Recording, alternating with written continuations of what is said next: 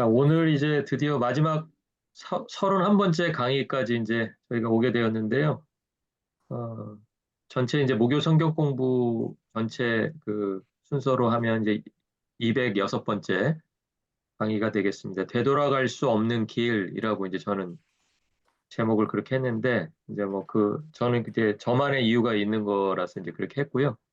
여러분이 또 원하시는 제목, 또 여러분이 느끼시는 그런 제목이 있으시면 주저하지 마시고 거기다 여러분 제목 뭐 적어보시면 좋겠습니다. 오늘 다루려고 하는 내용은 이제 누가복음 16장 19절에서 31절인데요. 제가 거기다 간단하게 설명을 써놨습니다.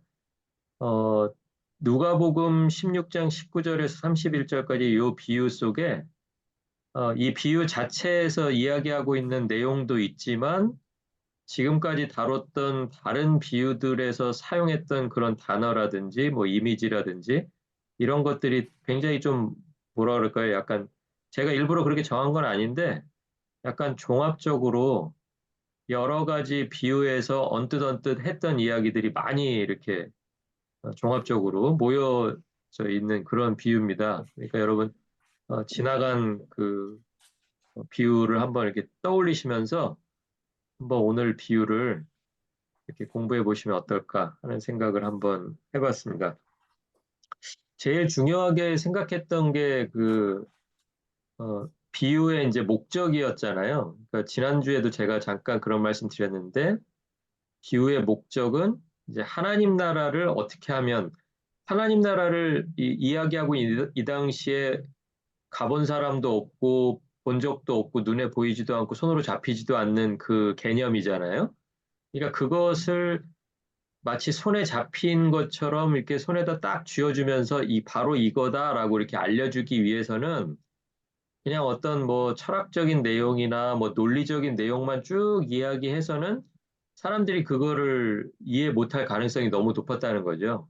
그러니까 이제 비유라는 그런 도구, 특별한 도구를 통해서 예수님께서 하나님 나라에 대해서 하나님 나라는 이런 거다라고 이제 계속 이렇게 말씀하신 그 방법이 바로 이제 비유가 되겠습니다. 자, 그러다 보니까 이제 하나의 비유를 가지고 한 개 이상을 설명하기는 참 어려워요. 그렇죠? 뭐 여기도 들어맞고 저기도 들어맞고 그런 비유가 있으면 너무 좋겠지만 천국의 여러 가지 그 캐릭터들 중에서 한두 개만 담아내기에도 하나의 비유가 이제 충분하지 않을 때가 있기 때문에 어, 하나의 비유에서는 천국의 어떤 한 가지 면, 한 가지 성격만 이렇게 나타내는 것이지 천국의 전체적인 모습을 하나의 비유 속에서 다 찾으려고 하면 안 된다. 그 말씀 제가 몇 번 드렸던 것 같아요. 그러니까 오늘 비유도 역시 마찬가지로 이 비유에 나오는 그 이야기가 천국을 다 설명해 주지는 못하지만 천국의 여러 가지 성격들 중에서 한 가지. 그러니까 이제 우리가 지금 31개를 배웠기 때문에 31개 비율을 어느 정도 다 이렇게 모아놓게 되면 그래도 천국의 아주 한 가지, 두 가지 성격보다는 조금 더 자세하게 깊이 있게 들어가서 천국의 어느 정도 이렇게 그 겉모양을 좀 이렇게 그려볼 수 있지 않을까 하는 이제 그런 생각을 좀 하게 됩니다. 그래서 이제 우리가 지금 다루고 있는 성경이 이제 누가복음 16장인데요. 한번 그런 말씀도 드렸던 것 같아요. 누가복음 중에서 가장 중요한 챕터를 고르라면 여러분은 몇 장을 골라야 된다고요? 제가 뭐 거의 그냥 주입식으로 알려드렸는데 15장입니다. 15장. 네, 그렇죠? 네, 15장. 근데 오늘 다루고 있는 이 16장 비유에서도 15장에서 했던 얘기를 또 하게 돼요. 그러니까 이제 그런 면에서 우리가 가장 중요하게 다뤘던 그 15장에서 다뤘던 그 세 가지 비유도 오늘 한번 다시 한번 이렇게 리마인드를 해보시면 더 좋지 않을까 그런 생각이 듭니다.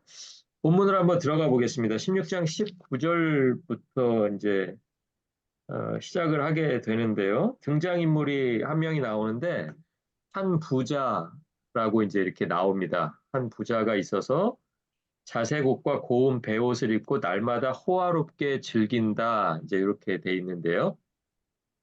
그 화롭게 즐긴다라는 것을 좀 설명을 드리면 좋겠는데, 마음을 좋은 상태로 유지한다, 이런 뜻이에요. 그러니까 방법은 뭐 다양하겠죠. 사람마다 이제 뭐, 마음이 좋은 상태로 유지되기 위해서 자기가 원하는 것들이 있을 거 아니에요. 그런데 이제 조건이 부자였기 때문에 자기가 무엇을 원하던 자기 마음을 좋은 상태로 매일매일 유지할 수 있었던 것 같아요. 그러니까 이제 이 어, 부자의 마음과 이제 12장 19절의 부자가 우리가 최근에 한번 다뤘었잖아요. 그렇죠? 12장에서 어떤 비유였었냐면 이제 밭에 소출이 갑자기 많아져 가지고 자기가 가지고 있던 창고에 더 이상 그 소출을 다 담을 수 없게 되니까 그 창고를 새로 짓고 그리고 나서 이제 다 지어진 데다가 이제 꽉 채워놓은 다음에 그때 부자가 뭐라 그러냐면 평안히 쉬고 먹고 마시고 즐거워하자 뭐 이런 얘기를 했던 거 아마 여러분 기억나실 거예요. 그래서 제가 이제 거기다 써놨습니다. 12장 19절에서 그 부자가 이제 창고가 지어진 다음에 자기 곳간이 다 지어진 다음에 하는 그 한마디예요. 평안히 쉬고 먹고 마시고 즐거워하자. 그러니까 내 영혼이 이제 몇 년 동안은 아무 일 없다. 이제 뭐 이런 내용이었을 거예요. 그때 이제 그 즐거워하자라는 그 단어하고 오늘 호화롭게 즐긴다 할 때 그 즐긴다가 같은 단어입니다. 예, 그러니까 이제 비유는 각자 이야기를 했지만 그 두 가지 비유를 관통하는 이제 키워드가 뭐냐면은 그 즐거워한다라는 거예요. 즐거워한다. 즐거워한다라는 게 다시 한번 말씀드리지만 자기의 마음을 좋은 상태로 유지하기 원했다. 그러니까 그때 그 부자나 지금 이 부자나 거의 뭐 같은 인물은 아니겠지만 거의 같은 인생의 목표 그리고 또 그 인생의 목표를 채우기 위해서 충분한 물질이라 그럴까요? 이제 그런 것들을 충분히 가지고 있는 두 부자 이야기를 우리가 같이 이제 묶어서 좀 이야기해 볼 수가 있겠습니다. 그러니까 그때 당시에 있었던 부자나 지금 16장의 부자나 거의 태도가 똑같다는 거예요. 자기 중심적이에요. 자기밖에 모르고 제일 중요하게 생각하는 것은 내 마음이 즐거운가? 내 마음이 좋은 상태가 계속 유지되고 있는가? 요거에 이제 모든 초점을 맞춰서 매일매일을 살아가는 그런 사람의 이야기입니다. 자, 이와는 반대로 누가복음에서 가장 중요한 게 15장이라 그랬잖아요. 15장의 새 비유에도 함께 즐기자라는 말이 계속 나와요. 15장에는 이제 비유가 세 개 나오는데 15장에 무슨 비유 나오는지 여러분 다 기억하시죠?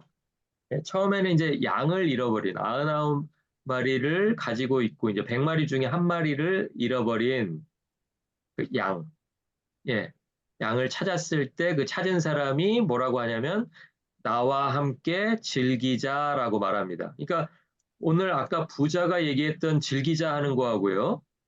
그 잃어버린 양을 찾은 사람의 즐기자는 번역은 똑같이 즐거워한다라는 거지만 단어가 달라요. 그런데 그 사람이 태도도 다르다는 거죠. 그러니까 태도가 어떻게 다르냐면 이것은 나의 마음의 즐거움, 마음을 좋은 상태로 유지하고 싶은 그런 태도가 아니고 뭐예요? 나의 작은 즐거움 때문에 다른 사람들까지 좀 같이 즐거워했으면 좋겠다. 이런 마음인 거죠. 그렇죠? 그래서 이제 똑같은 그 단어가 어디에도 나오냐면 드라크마를 잃어버린 그 여인에게서도 똑같은 말이 나옵니다. 이웃을 초청해서 나와 함께 즐기자라고 할 때 그 즐김은 나만의 개인적인 즐김이 아니고 옆에 있는 이웃과 함께 즐거워할 수 있는 일들 때문에 같이 먹고 마시고 한다는 뜻이에요. 그게 이제 제일 잘 나타나 있는 게 이제 그 탕자의 비유죠. 세 번째 비유. 15장의 맨 마지막을 장식하고 있는 그 세 번째 비유 속에서 아버지가 아들이 돌아왔을 때 제일 먼저 하는 일이 뭐냐면 이제 뭐 옷 입히고 가락지 끼우고 신발 신긴 다음에 그 다음에 뭐냐면 탈진 송아지를 끌어다가 우리가 먹고 즐기자라고 거기서도 이제 즐김에 대해서 이야기하거든요. 근데 그것은 지금 오늘 16장에서 부자의 즐거워하는 태도하고는 다른 단어이고 또 다른 태도라는 거예요. 예, 그렇게 서로 16장과 15장에서 즐거워한다, 즐긴다라는 단어를 똑같이 썼지만 서로 다른 태도, 그리고 서로 다른 방법을 이야기한 이유가 뭐냐면 마치 우리에게는 즐거움의 종류가 두 가지가 있는데 15장에서 말하는 그런 즐거움도 있고 그리고 16장이 이야기하는 이런 즐거움도 있는데 믿는 사람이라면 어떤 즐거움을 추구하면서 살 것인가? 그러니까 천국에 대한 소망을 가진 사람이라면 오늘 16장에서 부자와 같은 즐거움을 가지려고 애를 써야 될 것인가? 아니면 뒤로 가서 15장에 나와 있는 그 잃어버린 양, 잃어버린 드라크마, 또 아들 잃어버렸다가 찾은 아버지가 추구했던 그런 즐거움, 그런 즐거움을 찾으면서 살아야 될 것인가? 이제 요거를 좀 우리에게 선택해 보라는 의미도 있을 것 같습니다. 자, 그리고 계속 한번 나가 볼게요. 20절에 보면 이제 나사로라고 하는 이제 거지가 나옵니다. 아까 이제 부자 이야기였는데 요거는 이제 거지 이야기입니다.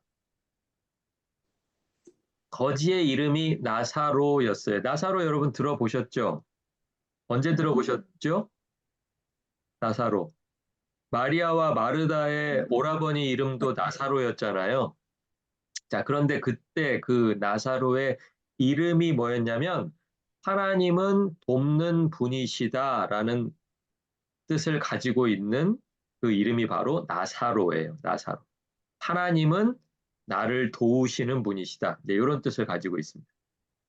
그러니까 실제로 그 마리아와 마르다의 오라버니 나사로는 하나님의 도우심을 받았죠. 자기 이름처럼. 그렇죠? 병들어 죽었는데 이미 장사 지낸 지 며칠이 지났는데도 불구하고 예수님께서 나사로야 나오너라라고 했을 때 나왔잖아요. 그죠? 예, 그러니까 실제로 벌어진 사건들 속에서는 하나님은 돕는 분이시다라는 이름과 같은 일들이 실제로 벌어진 거예요. 자, 그런데 오늘 이 비유 속에 등장하는 나사로는 그런 일이 벌어지지가 않습니다. 하나님은 도우시는 분이다라는 이름은 갖고 있지만 끝까지, 하여튼 죽을 때까지 하나님의 도우심을 받지 못한 사람의 모습으로만 살다가 그냥 그 생이 끝나버리는. 그러니까 이거는 비유라 그렇다는 거예요, 여러분. 그러니까 비유라서. 예, 비유라서 일부러 그렇게 아주 상황을 단순화시켜가지고 예, 부자하고 이렇게 서로 대비가 되게 하려면 나사로가 이름은 나사로지만 이름처럼 살지 못한 사람의 모습으로만 비춰줘야 되는 뭔가 이유가 있기 때문에 이제 이야기를 그런 식으로 이제 끌고 갔다라는 거예요. 자, 그러니까 이제 나사로가 어떤 이제 아픔이 있었냐면 우선은 이제 나와 있는 것만 찾아보면 이제 병에 걸렸습니다. 병에 걸려가지고 거기에는 이제 그 헌대라고 나오는데요. 이제 21절 바로 다음 절에 나오는데 헌대라고 이제 한글로는 이게 번역이 돼 있는데 이게 뭐냐면 종기예요, 종기. 수포. 예. 수포 같은 종기. 그 안에 이제 막 이렇게 막 고름도 있고 피도 있고 막 섞여 있는. 우리 좀 심한 거 같으면 뭐 대상포진 뭐 이런 거 생각하시면 이해가 빠르실 거예요. 예. 근데 뭐 그거보다 더 심할 수도 있고 하여튼 뭐 그런 종류입니다. 자, 그리고 이제 병에 걸렸고 그리고 아무도 그를 돌봐주지 않아요. 예. 그러니까 그냥 아침에 눈만 뜨면 이 부잣집 앞에다가 누군가가 옮겨다 주는 거는 같아요. 자기 스스로는 오지는 못하지만 부잣집에다가 데려다 놓는 이유는 단 한 가지 아니겠어요? 뭐예요? 거기서 어떻게 그냥 먹을 거라도 좀 해결하라고. 먹으라. 그죠? 예, 얻어 먹으라고 하는데 또 이야기를 읽어나가다 보면 또 그게 아니었던 것 같아요. 부잣집 앞에 자리는 잡았지만 누군가가 자리 잡게 해줬겠죠. 뭐 자기가 뭐 마음대로 걸어 다니고 움직이고 했으면 여기까지 오지도 않았겠죠. 야, 그런데 이 사람을 도움을 받지 못하는 사람으로 지금 성경이 계속 그려주고 있습니다. 그리고 스스로 먹을 것도 마련할 수 없어서 속으로 바라기만 하는 거예요. 뭐를 바라냐면, 아, 여기는 주인집이 부자니까 부자가 먹을 때 나를 거기에 앉혀줄 리는 없잖아요. 그죠? 거진데 나를 초대해서 여기 올라와서 앉아서 같이 먹자 이렇게 할 리는 없지만 부잣집은 음식이 여유가 있으니까 다 먹고 난 다음에 그 먹고 남은 부스러기를 어떻게 하인들이라도 통해서 나한테 좀 전해주면 내가 그거 먹고 오늘 하루 견딜 텐데 뭐 이제 이런 기대감을 가지고 있었던 것 같아요. 자, 그런데 이게 비유여서 그렇겠지만 하나님의 도우심을 전혀 느낄 수 없는 상태로 그냥 방치되어 있는 그런 나사로의 모습이 이제 거기에 기록이 되고 있습니다. 그런데 중요한 건 뭐예요? 하나님의 도우심을 누구를 통해서 받을 수 있었냐면 부자를 통해서 받을 수 있었어요. 그렇죠? 부자하고 지금 거지 나사로하고 굉장히 가까운 거리에 있습니다. 바로 문만 나서면 거기 누가 있어요? 부자가 문만 나서면 거기에 하나님의 도우심을 구하고 있는 누군가의 손길을 통해서 하나님이 자기를 도와주기만을 기대하고 있는 나사로가 거기 매일 있었다라는 거죠. 예, 그런데 결국은 부자의 즐거움은 아까 말씀드렸지만 15장의 즐거움 같지 않아서 16장에 나와 있는 부자의 즐거움은 자기 자신의 경계에만 머물러 있습니다. 내 마음이 만족하면 그걸로 끝. 내 문 밖에 뭐 누가 거지가 뭐 헌대가 있는 거지가 와 있는지 아니면 지금 배고파서 지금 먹을 걸 해결 못하고 있는 거지가 와 있는지 뭐 그거 아무 상관 없었다는 거죠. 그러니까 문 안에서는 지금 계속 즐거움이 계속 펼쳐지고 있고 문만 나서면 문 밖에는 바로 고통스러운 상황이 펼쳐지고 있는 그런 아주 극과 극의 그런 상황들을 일부러 비유라는 그 도구를 통해서 예수님이 일부러 만드시는 거죠. 이것을 통해서 천국이 뭐라는 것을 보여주시기 위해서. 자, 그리고 이제 16장 21절이 조금 재미있는 구절인데요. 이게 왜 그러냐면은 개들이 와서 그의 헌대를 할더라라고 이렇게 써놓으니까 어떤 분들은 이것을 이제 잘못 이해를 하셔서 아무도 관심을 가져주지 않는데 개들이 와가지고 아픈데도 막 이렇게 핥아주고 막 위로해주고 좀 뭐 그런 분위기로 이렇게 받아들이시는 분들이 가끔 있어요. 이렇게 이야기해보면 이 부분을 어떻게 이해하고 있는지 이렇게 이해를 해보면 그런데 이것은 그런 대목이 아닙니다.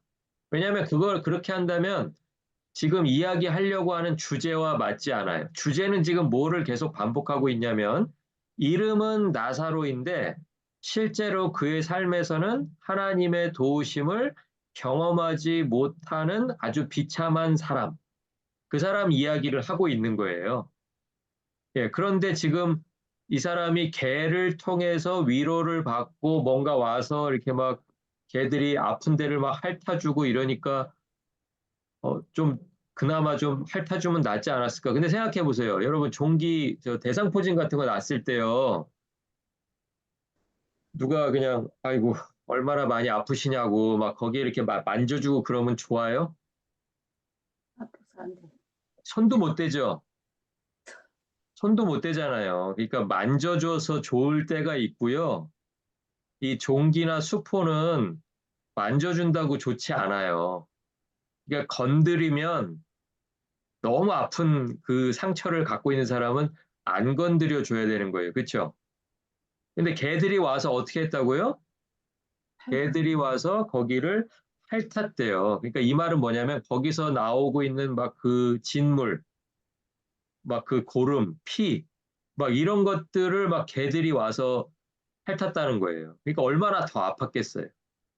그렇죠? 그리고 이제 결정적으로 뭐냐면 이 개들이 하는 역할은 뭐냐면 이제 개들이 이제 개라고 하는 단어가 성경에서 이제 두 가지 단어가 나와요. 번역은 똑같이 개인데 하나는 이렇게 애완견으로 기르는 개가 있고요.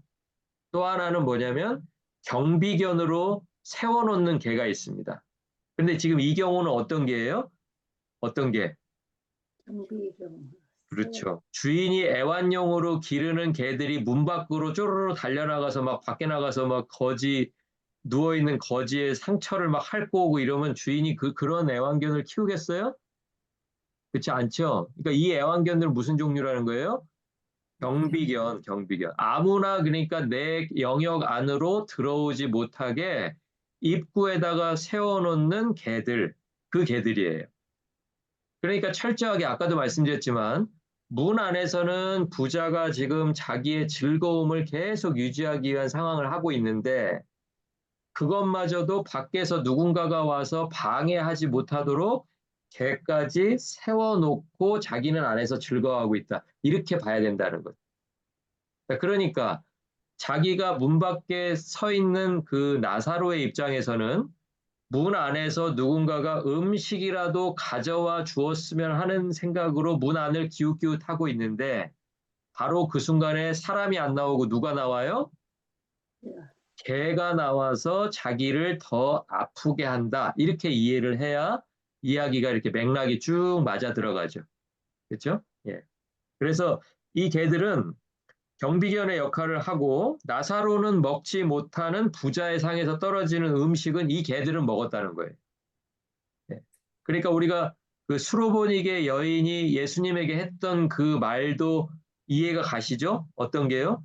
예, 그러니까 주인이 있는 개들은 주인의 상에서 떨어지는 부스러기. 부스러기를 먹지 않습니까? 이렇게 얘기하잖아요. 그렇죠? 예. 그러니까 예수님이 말씀하셨을 때 그 수로보니게 여인에게 말씀하신 그 의미는 뭐냐면 주인이 없는 밖에서 그냥 야생에 돌아다니는 들개예요, 들개. 그러니까 개들에게 떡을 주는 것이 마땅치 않다. 이렇게 얘기하니까 그 여인은 뭐라고 얘기했다고요? 자기는 주인이 있는 개는 개인데 저 사람들이 나를 개로 보니까 그 유대인들이 따라와가지고 저 사람들이 우리를 개 취급을 하니까 개는 개일지 모르겠지만 자기는 뭐가 있는 개다? 주인이 있는 개다라는 뜻으로 그렇게 받아친 거예요. 그러니까 예수님이 그게 너무 마음에 드신 거예요. 그 대답이. 제자들 들으라고 이 제자들은 너를 지금 사람 취급도 안 하고 있는데 내가 그런 사람한테 이걸 줄 수가 있겠느냐라고 얘기했더니 자기 스스로를 주인이 있는 존재다. 나는 주인이 있는 존재여서 주인이 있는 개들은 주인의 상에서 떨어진 거 먹지 않냐. 그렇게 얘기하고 자기도 먹을 걸 받을 권리가 있다라는 거죠. 자기 주인이 있기 때문에. 그 얘기를 했던 겁니다. 그러니까 이제 이 개들은 부자가 소유한 부자의 경비견이기 때문에 부자의 상에서 떨어지는 음식을 당연히 먹었을 거라는 거예요. 근데 누구만 못 먹어요, 지금? 개들도 먹는 그 부스러기를 나사로만 못 먹고 있다라는 거예요. 그 얘기를 하려는 거예요, 성경이. 그러니까 여기서 이제 성경이 이야기해주지 않는 뭐 개들이 와서 뭐 사람도 안 해주는 뭐 위로를 해주고 뭐 상처를 핥아주고 뭐 이런 거에는 크게 신경 안 쓰셔도 된다는 거예요. 오히려 그것 때문에 나사로는 더 고통만 받고 있다. 자, 그렇게 하다가 이제 나사로가 이제 죽게 된 거죠. 자, 그래서 이제 23절에 보니까 아브라함의 품속에서라고 이제 그 내용이 나오는 걸로 봐서 이제 아브라함이 가 있는 곳, 아브라함은 이제 우리가 믿음의 조상으로 알고 있잖아요. 예, 믿음의 조상으로 알고 있기 때문에 뭐 아브라함이 가 있는 곳은 이거 보나 안 보나 여기는 천국입니다. 근데 그 천국에 나사로가 가 있다라는 거예요. 자, 그런데 여기서 한 가지 주의하셔야 될 거. 이게 뭐냐면, 이게 좀 중요한데요. 나사로가 땅에서 고통을 많이 겪었기 때문에 천국에 갔다. 이렇게 생각하시면 안 된다는 거예요. 그렇죠. 그러면 그냥 우리는 뭐, 고생고생만 하면은 뭐 천국이 그냥 보장돼 있는 거잖아요. 그렇죠? 근데 제가 아까 비유 처음에 설명할 때 비유가 천국의 모든 것을 다 설명해 주지는 않듯이 여기에서도 나사로가 이 땅에서 고생을 많이 했기 때문에 천국에 갔다. 이렇게 생각하실 필요는 없다라는 거예요. 어떻게 갔는지는 여기서 말하고 있지 않지만 이 이야기에서는 나사로가 어떻게 해서 천국에 갔느냐가 중요한 것이 아니라 부자가 왜 못 갔느냐가 지금 이야기의 핵심이라는 거예요. 그러니까 못 간 사람 하나가 있으면 그 다음에 어떤 사람이 있어야 돼요? 비우니까 간 사람이 누군가가 하나가 등장해야 되잖아요. 근데 그 사람을 나사로로 정한 것 뿐이에요. 그러니까 나사로가 예를 들어서 아팠기 때문에 나사로가 예를 들어서 먹을 것도 제대로 못 먹었기 때문에 아니면 아무도 그를 도와주지 않았기 때문에 그래서 천국을 갔다. 이렇게 생각하시면 안 된다고. 예. 이것은 나사로의 상태가 부자가 깜짝 놀랄 정도로 자기가 그렇게 가야 된다라고 당연히 생각했던 그곳에 자기는 못 가고 나사로가 가 있다라는 것을 보여주기 위해서 그 나사로를 지금 등장시킨 거예요. 그러니까 여기서 나사로가 어떻게 천국에 갈 수 있었지? 그것을 막 찾기 위해서 본문을 아무리 읽어봐도 그 클루가 없다라는 거예요. 야, 이래서 나사로가 갈 수 있었구나 하는 것들은 여러분이 찾으시기가 어려울 거라는 거예요. 어, 아까 말씀드린 것처럼 한 가지 비유에서 천국의 모든 것을 다 답을 얻을 수는 없다. 근데 오늘 말하려고 하는 이 비유의 핵심은 부자가 왜 갈 수 없었는가? 네, 그것을 이해하기 위해서 이 비유를 한 거기 때문에 이제 거기에서 집중해서 보시라는 거 한 번 더 말씀을 드립니다. 자, 비유는 부자가 지금 겪고 있는 고통, 막 불꽃 속에 있다 그러잖아요. 그러니까 막 뭐 이렇게 타들어가는 그 가운데 있는 그 고통과 아브라함의 품속에서 편안하게 그 아브라함으로부터 위로를 받고 아브라함과 함께 있는 그 나사로를 대조해서 보기 위한 것이 목적이라는 거예요. 어떻게 해서 나사로가 그곳에 간 것까지는 설명해 주지 않는다. 그런데 중요한 건 뭐예요? 부자가 자기가 죽기 전의 상황과 죽은 다음의 상황이 완전히 180도 정반대가 되어 있다라는 것을 이제 깨닫게 된 거예요.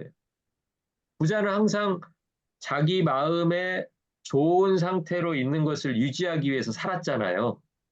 그리고 그것을 할 수 있을 만큼의 물질이 있었잖아요. 그렇죠? 예, 그리고 그 좋은 상태로 있는 것을 방해받지 않기 위해서 문간에다가는 개들까지도 되게 딱 세워놓고 자기만의 즐거움을 그렇게 즐기고 있었는데 그런 것들이 다 없어져 버리고 그냥 불꽃 가운데에서 물 한 방울이 없어서 괴로워하고 있다는 거예요. 자, 그런데 이제 아브라함하고 어떻게 대화를 하다 보니까 자기의 그런 상황을 변화시킬 수 있어요, 없어요? 변화시킬 수 없죠? 예. 어떤 노력도 자기도 물론 노력을 못해서 이제 도와달라고 했지만 아브라함이 이제 여러 가지 설명하잖아요. 여기서 거기 갈 수가 없다. 막혀 있다. 그러니까 지금 부자는 괴로운데 이 괴로운 상황을 어떻게 바꿀 길이 없는 거예요. 그렇죠? 예. 그러니까 아브라함에게 자기를 좀 긍휼히 여겨달라고 이야기하는데 긍휼히 여겨줄 기회가 있어요, 없어요? 있습니까, 없습니까? 그 기회가 다시 없다라는 거예요. 이 기회가 다시 없다라는 주제가 꽤 많이 등장했었죠.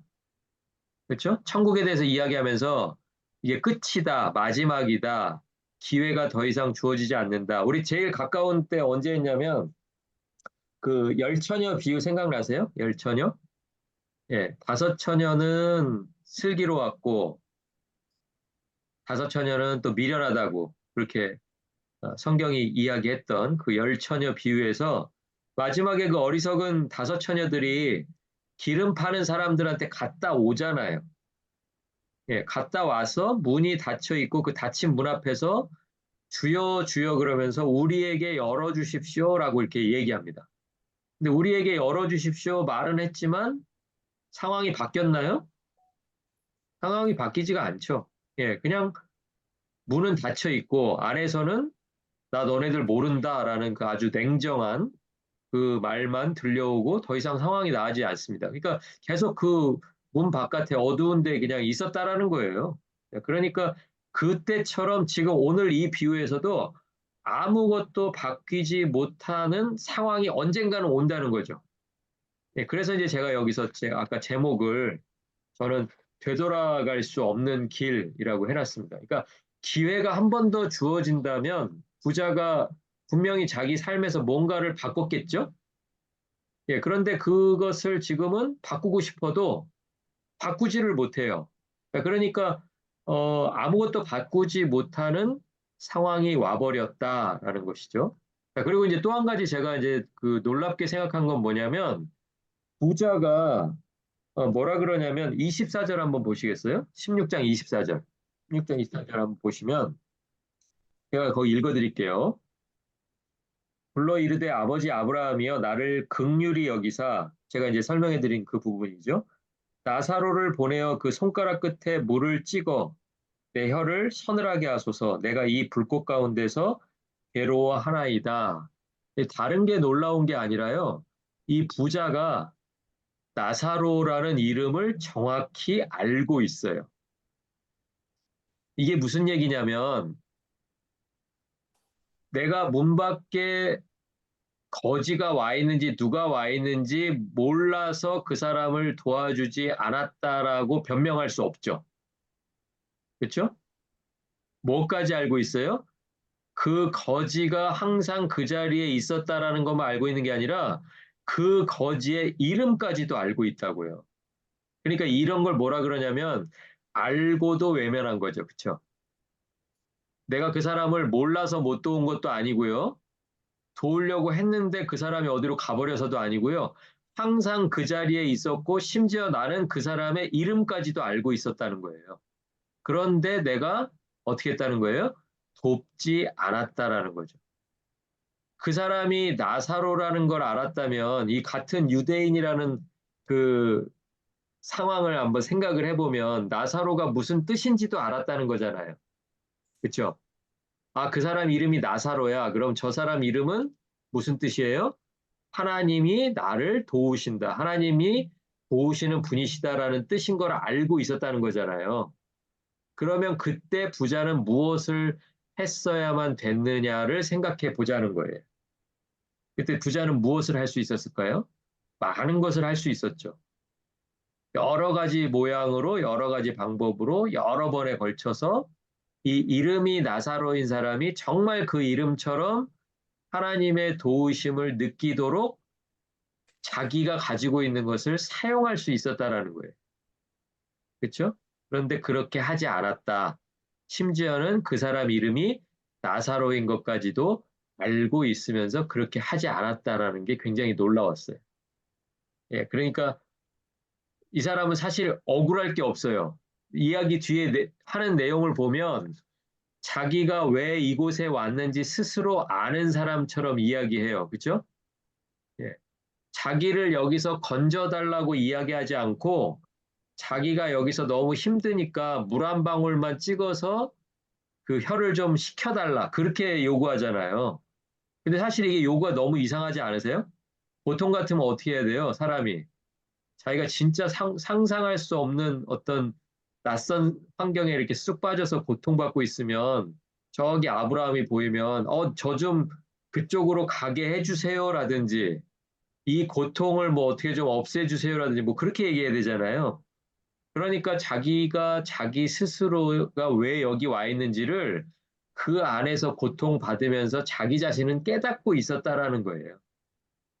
예, 그 사람이 나사로인 것도 알고 있으면서도 내가 했어야 되는 일을 내가 못했기 때문에 나는 이곳에 와 있구나라고 이 사람은 알고 있었다라는 거예요. 자, 그 증거가 뭐냐면 아버지가 돌아가신 그 상황을 이제 이 사람이 이야기하는데요. 어떤 단어냐면 16장 27절과 28절에 보면 내 아버지의 집에 형제 다섯이 있는데 그 아버지 집에 그 나사로를 좀 보내주십시오. 이런 요구를 해요.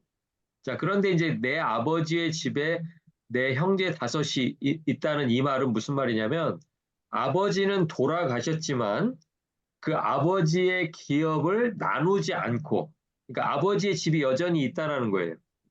아버지의 집이 여전히 그 아버지의 이름으로 기업이 나누어지지 않고 다섯 형제가 분가하지 않은 상태로 그대로 거기 있다라는 뜻이에요. 그러니까 이건 왜 그랬냐를 이제 우리가 상황을 생각해 보면 이 사람은 이제 부자의 동생들이었을 거예요. 부자의 동생들. 네, 다섯 형제가. 보통은요, 형이 만약에 이렇게 부자고 동생이 만약에 이제 이렇게 형이 하나가 있고 동생이 다섯 명이 있다고 한번 가정을 해보시면 육형제잖아요. 그럼 아버지가 예를 들어서 돌아가셨어요. 그죠? 아버지가 돌아가시고 장남은 그러면 얼마를 받을 수 있어요? 장남은 여섯 여섯 개로 나누나요? 일곱 개로 나누나요? 여섯 개로. 일곱 개로 나눠야죠. 일곱 개로. 예, 그러니까 형제 수보다 하나 더 나눠가지고 일곱 개로 나눠가지고 7분의 2를 가져갑니다. 7분의 2를 가져가고요. 나머지 그 다섯 명이 7분의 1씩 그렇게 가져가면 이제 아버지 재산이 이제 깔끔하게 딱 정리가 되는 거잖아요. 그런데 형제들이 이렇게 안 하는 경우도 있었다라는 거예요. 근데 왜 안 했을까를 생각해 보면 물론 이제 시편에서 제가 지난번에 한번 소개해 드린 것처럼 형제가 동거하는 것이 아름답지 아니한가 이런 성경 구절도 있었잖아요. 그럴 때 동거하는 것은 자기의 권리를 포기해서 형제랑 같이 있고 싶은 연합하는 마음으로 자기의 권리를 포기하는 경우였어요. 그렇죠? 그래서 그 경우를 칭찬하신 거예요. 그런 경우가 그 연합해서 동거하는 것이 너무 아름답다라고 칭찬하셨는데 오늘 경우는 그런 것이 아니라 형과 같이 동거시 물질적으로 나에게 도움이 된다라는 판단 하에서 그렇게 했다라는 거예요. 그러니까 지금 형이 걱정하는 거는 뭐냐면 형과 동생이 있었지만 동생들이 각자 아버지의 유산을 가지고 나가버린 것이 아니고 자기의 장막에 같이 있으면서 장막에서만 같이 있었던 것이 아니라 자기가 누렸던 그 생활 있잖아요. 그렇죠? 아까 부자가 어떤 생활을 했죠?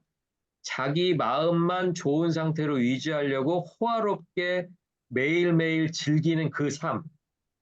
그 삶을 같이 하고 싶어서 이 형제들이 분가해서 나가지 않았던 거예요. 그러니까 형과 동생이 삶에 대한 태도가 똑같다. 이렇게 보시면 되겠죠.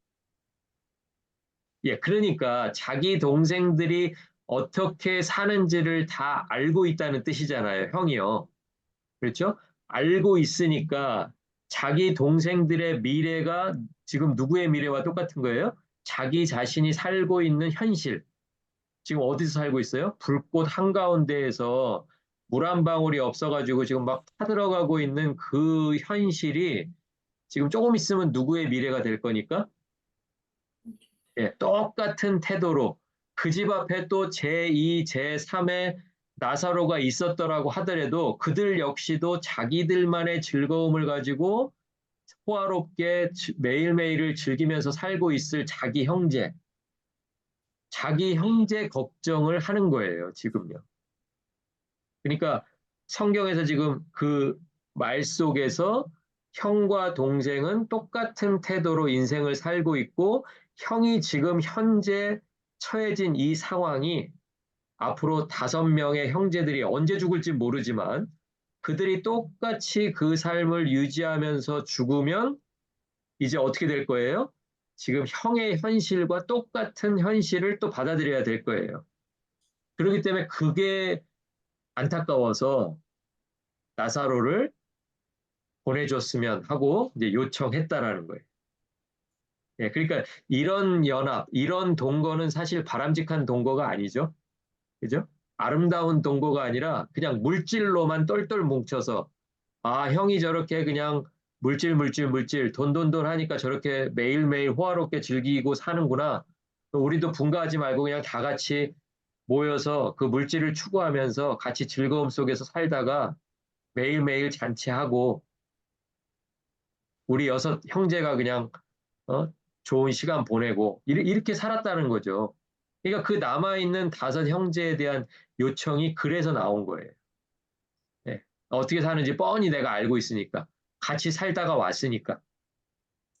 그래서 이제 그런 요청을 하게 되는데 28절에 보면 이제 그들이 이 고통받는 곳에 오지 않게 하는 것이 마지막에 어쨌든 자기의 바람이에요. 자기는 이미 이제 틀렸어요. 그걸 알아요. 상황이 바뀌지 않는다는 것도 알아요. 그러니까 이제 상황을 바꿀 수 있는 그 사람들에게는 나사로를 보내주면 죽은 사람이 살아나서 이야기하는데 믿지 않겠느냐라고 그렇게 생각하는 거죠. 그런데 그랬을까요? 그랬다라면 아까 제가 그래서 말씀드렸는데 마르다와 마리아의 오라버니 나사로도 한번 죽었다가 살아났죠. 그랬으면 죽었다가 살아난 사람의 말을 다 믿어야 되는 거 아니에요? 삶의 태도가 막 다 바뀌어야 되는 거 아니에요? 예, 근데 그렇게 되지 않았을 거거든요.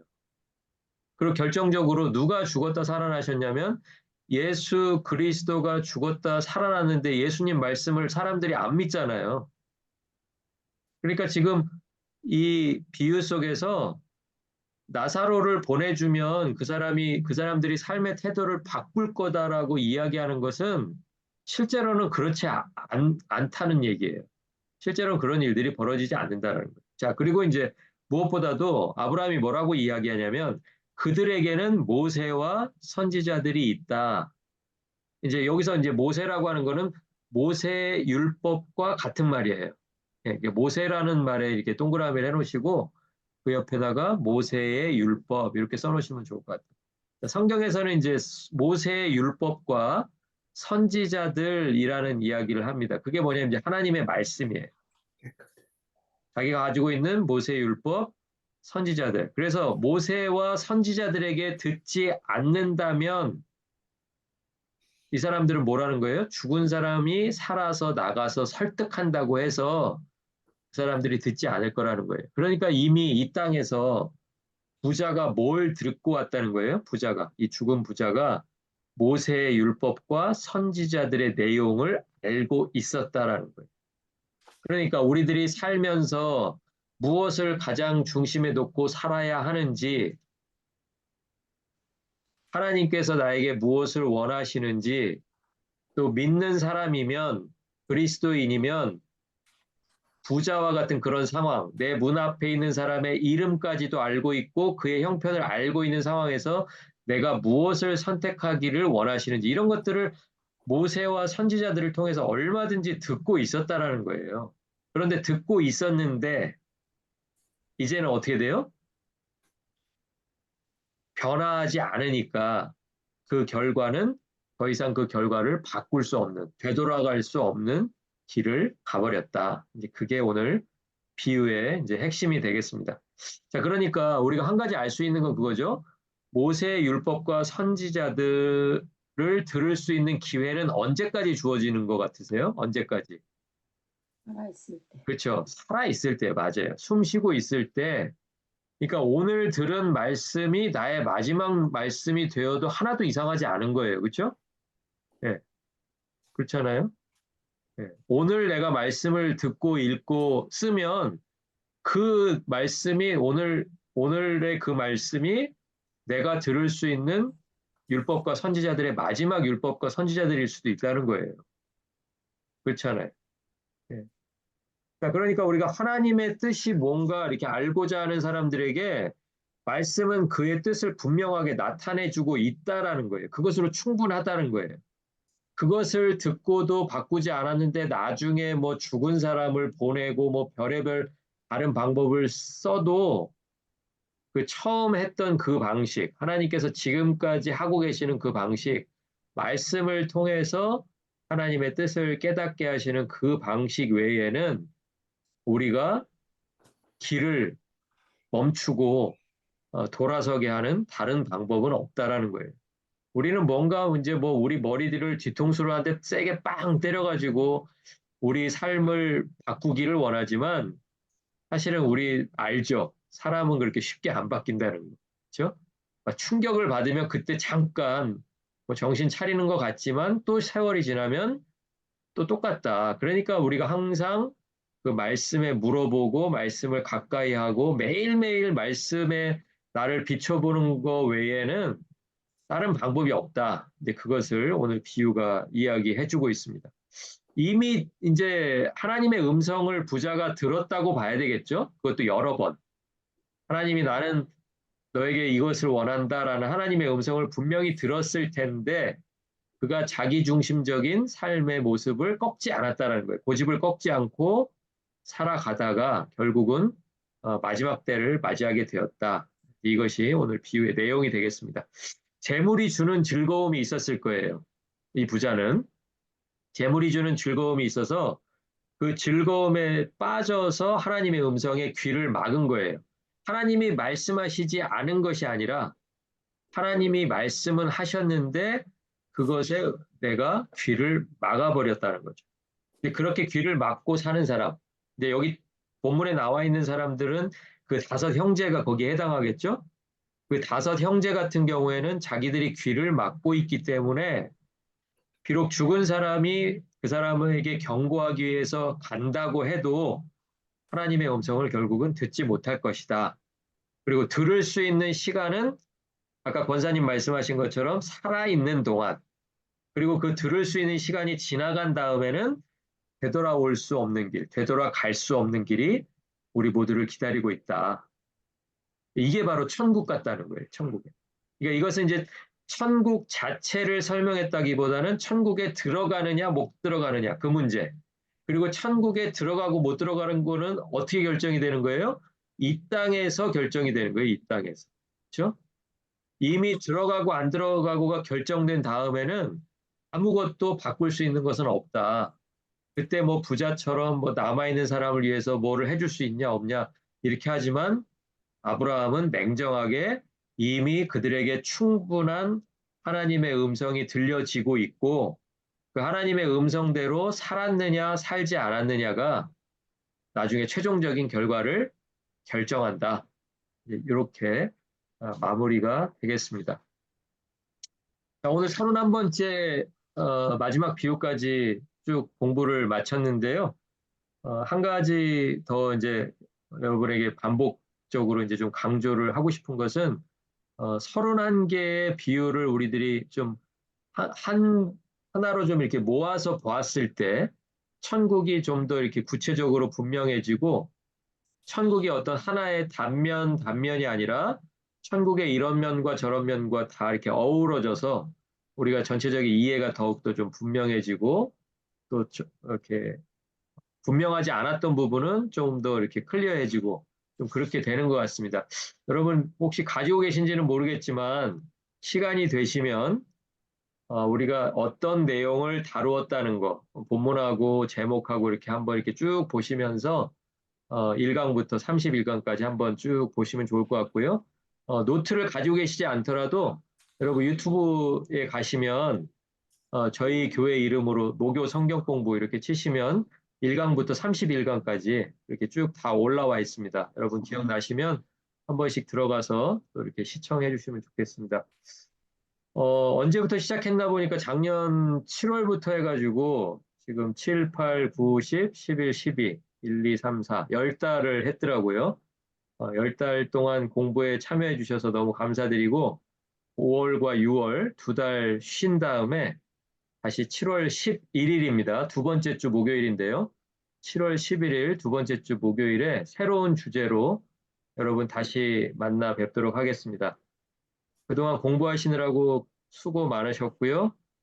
또 주일에 다시 뵙도록 하겠습니다. 감사합니다. 수고하셨습니다. 수고하셨습니다. 감사합니다. 감사합니다.